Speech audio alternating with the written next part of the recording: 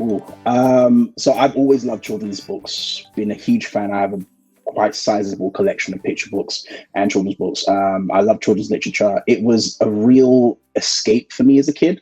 I didn't have the greatest childhood experience, but kids' books allowed me to dream bigger than what was happening in my immediate space. So that's where the love came from. How did I get started, particularly? So I used to work full time at a gym selling memberships in 2000, from about 2007 till about 2009. And I went part time and I started the journey to become an illustrator. And I started taking courses online, using social media to kind of learn more stuff, to find whatever free resources were available to teach me how to become a really good illustrator.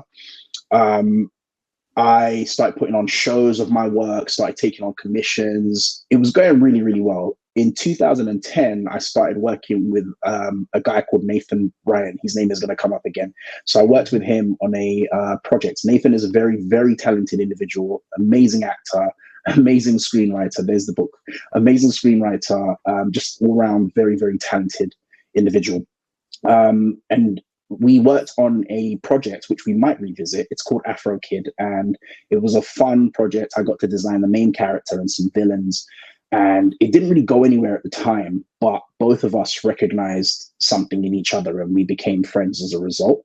We kept tabs on each other's career and checked in regularly. And in 2015, Nathan came to me with this idea for a character, for a picture book. The character would later become Rocket, who is the character that I'm the most known for designing her. And he came to me with the idea. He's like, Daps, I got this idea for a picture book. You'd be awesome at designing the character. Her name is Rocket. I don't know. We didn't have a name there. He said that she's a black girl. She loves space. She's got big glasses. And that was my description. So I took that, went off, started thinking, what would a black girl who loves space, what would she be like? What would her personality be like?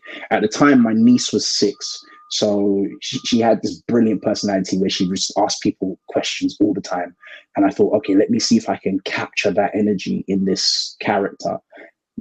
Went to work, did that. Nathan at the time was with a talent agency that had just merged with a literary agency.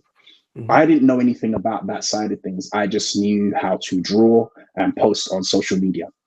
But Nathan took my drawings to the literary arm of his agency and put them in front of the lady who is now my agent. Her name is Sally Ann. And she looked at them. She loved them. She said, I want to meet him. I came in, sat down. She asked to represent me. At the time, I was like, is this going to cost me any money? She was like, no, I only make money when you make money. So I said, okay, fine, sign me up.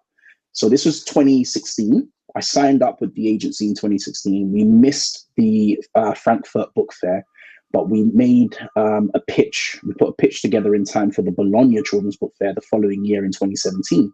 She took the work, went to Bologna, showed it around, did her thing, worked her magic, came back, and we had an astonishing amount of interest in Look Up, right? The book that would become Look Up.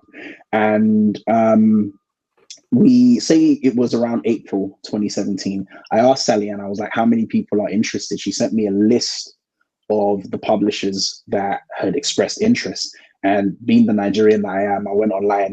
I was like, top 10 publishers in the world. I wanted to see how big this thing was going to be.